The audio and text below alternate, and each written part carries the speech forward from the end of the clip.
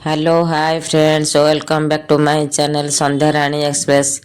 देखंतु सांग माने आमे आज बनेइबा थट्टे इडली पोड़ी मसला। सेथि पई कि आमे कोन कोन इंग्रेडिएंट सब नैचे देखंतु। बीरी गोटे कप नैची, चाउल 2 कप नैची, गोटे कप बीरी आ 2 कप चाउल। याको भल से पानी रे परिष्कार करके धोई दबा 3-4 थर भल से धोई दबा। सफा पानी बाहरिबा पर्यंत भल से हाथ रे मक्ची धोई दबा। देखंतु मु एमती धोई देली सब। लास्ट को सफा पानी रहिला परे सेई पानीटा छाड़ दबा। तापर ताको ढांकी की आमे रखिबा। देखंतु मु 2-3 थर धोई की सफा पानी मैला पानी बाहर कर देली। एथर आसला सफा पानी ठीक हे गला पे ताको आमे ढांकी की रखि दबा। 3-4 घंटा पई आमे ढांकी की रखि दबा। चाउल आ बीरी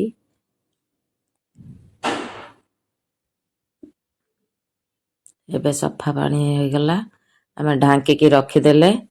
आ गोटे जगह रे आमे नबा एठी सागु गोटे कप, चूड़ा गोटे कप, सागु दाना गोटे कप, चूड़ा गोटे कप भिजे दबा 3-4 घंटा पई। भिजी गलानी आमे एबे ग्राइंडिंग करिया पई नबा। फास्ट बीरीटा ग्राइंडिंग कर दबा। देखंतु बीरी ग्राइंडिंग हे गला। जार खाली कर दबा। एबे चाउल बाटिबा।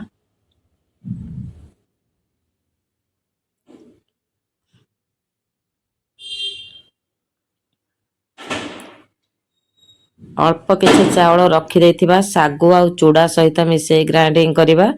जहा फल कि ग्राइंडर जार रु ठीक से बाहर जिवो। बाटिया पई भी भलो हबो। पानी देई एबे ग्राइंडिंग कर देली। ए देखंतु ये टिके चाउल रे चूड़ा मिसेई देली अल्प टिके आउ रखि देली सागु सहित मिसेई की बाटिया पई। ए चाउल सहित अल्प चूड़ा मिसेइली आउ चूड़ा किछि रखि देली सागु चूड़ा आउ किछि चाउल सेटा लास्ट को बाटिबा। देखंतु एबे ग्राइंडिंग हे गला। आको ए डिश की बाहर कर दबा। ये चाउल आउ अल्प टिके चूड़ार मिक्स।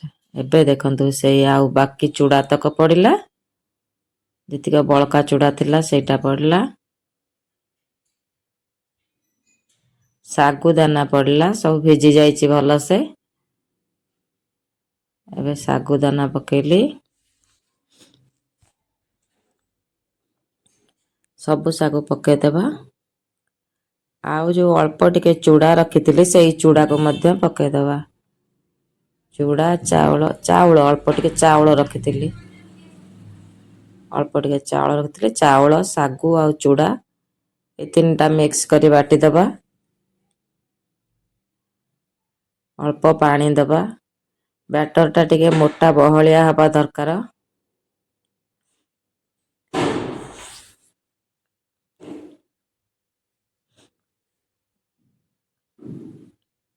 देखंतु संग माने एबे जार को बंद कर दबा। ग्राइंडिंग कर दबा। ग्राइंडिंग करके मु नै आसिली। एबे सब जागा को बाहर कर दबा। आज ए रातीटा पई ए सब बैटर को हमें छाड़ दबा। सकाळू करिबा। देखंतु राती सारा मु छाड़ देइतिली आ सकाळू खोलला बेल को देखंतु केमती सब बैटर सब फॉर्मेट हे जाईची। बीरी तो बहुत बेसी फुली जाईची। देखंतु केमती हेची बीरी बटा बहुत बढ़िया से फॉर्मेट हेची। याकु ना सब मिक्स कर देले पुणी तळ को खसी जिवो तळ को चल जिवो बीरी बैटर टा पूरा हल्का है कि ऊपर को उठी आसी। ए सब मिक्स कर देले डंकी रे तळ को पुणी चल जिवो। ए तीनीटा को बैटर को मिसेई के हम गोटे जगह रे गोटे बैटर प्रस्तुत कले सेइथिरे आमे ए पिठाटा बनेइबा। देखंतु सागु चूड़ा और चावल मिक्स र बटाटा थिला से बीरी सहित सब मिसिला। एथिरे खाली चाउଳ ଆଉ ଚୁଡ଼ା ବଟା ଥିଲା ଏ ସିଲଭର ଜାଗାଟାରେ। ମୁଁ ସେଇଥିରୁ ବି କିଛି ତା ଦେହରେ ମିକ୍ସ କଲି। ସବୁ ଦେଖନ୍ତୁ ଏକାଠି ହେଇଗଲା। ଆମେ ଏବେ ଲୁଣ ପକେଇଦବା। ବ୍ୟାଟର ନା ଠିକ ସେ ଲୁଣ ପକେଇବେ ନହେଲେ ଟେଷ୍ଟ ଆସିବନି। ବହୁତ ହାଲକା ହବ। ବ୍ୟାଟରକୁ ଘାଣ୍ଟିଲା ବେଳେ ଜଣା ପଡୁଛି। ଆମେ ଇଡଲି ଛାଞ୍ଚରେ କିଛି ପାଣି ଦେଇକି ବସେଇଦବା। ତାପରେ ଗୋଟେ ବାଉଲରେ କିଛି ପାଣି ଦେଇକି ତା ଉପରେ ଥୋଇଦବା। ଦେଖନ୍ତୁ ଥଟେ ଇଟିଲି ମାନେ ଏଇ ଥାଳିରେ ଇଟିଲିଟା ବନା ହଉଛି ସେଥିପାଇଁ। ଥାଳିରେ ଟିକେ ଅଏଲ ଦେଇଦବା। ମୁଁ 2ଟା ଜାଗା ନେଇଛି, ଆପଣ ଚାହିଁଲେ ଆଉ ଅଲଗା କେତେଟା ପ୍ଲେଟ ଦେଇପାରିବେ। ମୁଁ 2ଟା ଷ୍ଟିକ୍ ଏମିତି ବାନ୍ଧି ନେଇଛି, ଗୋଟେ ଲମ୍ବା ଷ୍ଟିକ୍ ହେଇଯାଇଛି। ତାକୁ ଆମେ ରଖିବା ଏଇ ଥାଳି ଉପରେ ସେଇ ଷ୍ଟିକ୍ ଗୁଡାକ। ଫାଷ୍ଟ ଆମେ ବ୍ୟାଟର ଭର୍ତ୍ତି କରିକି ତାପରେ ନେଇ ରଖିବା। ଦେଖନ୍ତୁ ଏଇ ଗିନା ଉପରେ ଆମେ ରଖିଲେ ବାଉଲଟା ଯେମିତି ହଲି ନଯାଏ। ବାଉଲ ଉପରେ ଆମେ ରଖିବା ବ୍ୟାଟର ଥାଳି, ତାପରେ ଷ୍ଟିକ୍ ରଖିବା। ଷ୍ଟିକ୍ ଉପରେ ଆଉ ଗୋଟେ ଆମେ ପ୍ଲେଟରେ ପୁଣି କିଛି ବ୍ୟାଟର ରଖିବା। ତାପରେ ଆମେ ଏବେ ଢାଙ୍କୁଣୀ ଦେଇ କଭର କରିଦବା। 15 ମିନିଟ୍ ପରେ ଆମେ ବାହାର କରିବା। ସେଇ ସମୟ ଭିତରେ ଆମେ ଏପଟେ ନେଇଯିବା କିଛି ବୁଟ ଡାଲି ଆଉ କିଛି ବିରି ଡାଲି, କିଛି ବିରି। ତାକୁ ପରିଷ୍କାର କି ଧୋଇଦବା। ପାଣି ନିଗାଡ଼ିକି ବାହାର କରିଦବା।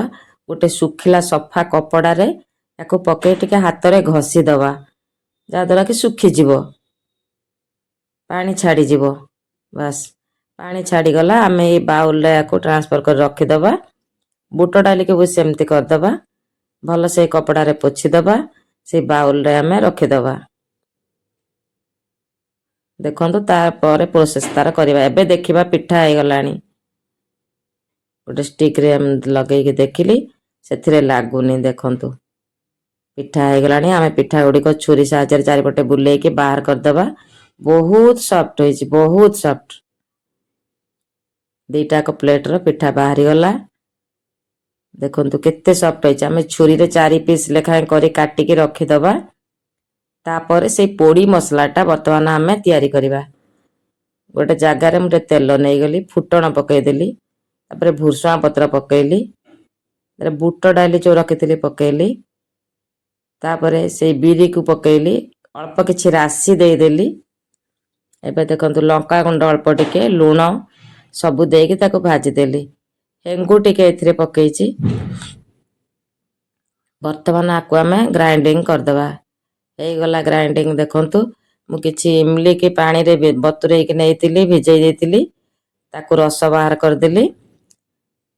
ସେଥିରେ ଟିକେ ଲୁଣ, ଟିକେ ଚିନି, ଟିକେ ବିଟ୍ ଲୁଣ, ଚିଲି ଫ୍ଲେକ୍ସ ସବୁ ପକେଇକି ସେ ଖଟା ପାଣି ପାଗଟା କରିକି ରଖିଲି। ଏଇ ପାଉଡରକୁ, ଯୋଉ ଭଜା ପୋଡ଼ି ମସଲା, ଏଇ ପାଉଡରକୁ ମୁଁ ଗୋଟେ ବାଉଲରେ ବାହାର କରିଦେଲି।